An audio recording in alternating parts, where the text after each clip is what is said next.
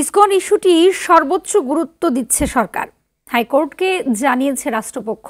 Additional attorney general বলেন, এই ইস্যুতে সরকার 3টি মামলা করেছে। গৃহীত পদক্ষেপে সন্তোষ জানিয়ে আদালত বলেন, ইসকন নিষিদ্ধের বিষয়টি সরকারের নীতিগত সিদ্ধান্ত। আদালতের হস্তক্ষেপ করা ঠিক হবে না। জনগণের জানমালের যেন ক্ষতি না হয় সে ব্যাপারে সর্বোচ্চ সতর্ক থাকতে বলেছে আদালত। আর জানাচ্ছেন অধরা ইয়াসমিন।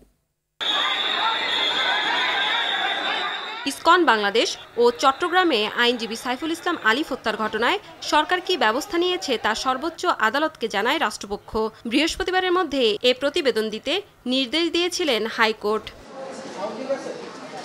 রাষ্ট্রপক্ষের আইনজীবী আদালতকে জানান, আলিফ হত্যার ঘটনায় 3টি মামলা ও আসামিদের বিরুদ্ধে কঠোর ব্যবস্থা নেওয়া হচ্ছে। আমরা গত 5-7 বছর থেকে তাদের নিয়ে খুব সন্দেহ প্রকাশ করছিলাম যে তারা একটা কিছু করতে পারে। এখন তারা রাষ্ট্রযন্ত্রকে অস্থির করার জন্য তারা তাদের এজেন্ডাগুলো অলরেডি বাস্তবায়ন করে যাচ্ছে। কিন্তু আমাদের রাষ্ট্রের স্বাধীনতা সার্বভৌমত্ব রক্ষার জন্য আমরা যদি এখনই ইসকনকে নিষিদ্ধ না করি, এটা ভবিষ্যতে রক্তের হোলি খেলার মধ্যে দিয়ে নিষিদ্ধ হবে। সরকারের পদক্ষেপে আদালত সন্তুষ্ট হয়ে বলেন, ইসকন নিষিদ্ধ হবে কিনা তা সরকারের নীতিগত সিদ্ধান্তের বিষয়। ইসকনের একটা সমাবেশ হচ্ছে, সেখান থেকে জয় বাংলা বলে কিন্তু আপনার স্লোগান দেওয়া হচ্ছে।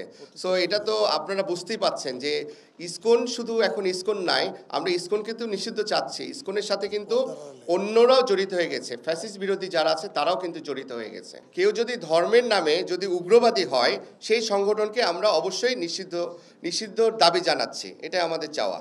এক সংবাদ সম্মেলনে সুপ্রিম কোর্ট আইনজীবী সমিতির নেতারা অভিযোগ করে বলেন, ইসকন ভারতের এজেন্ডা বাস্তবায়নে কাজ করছে।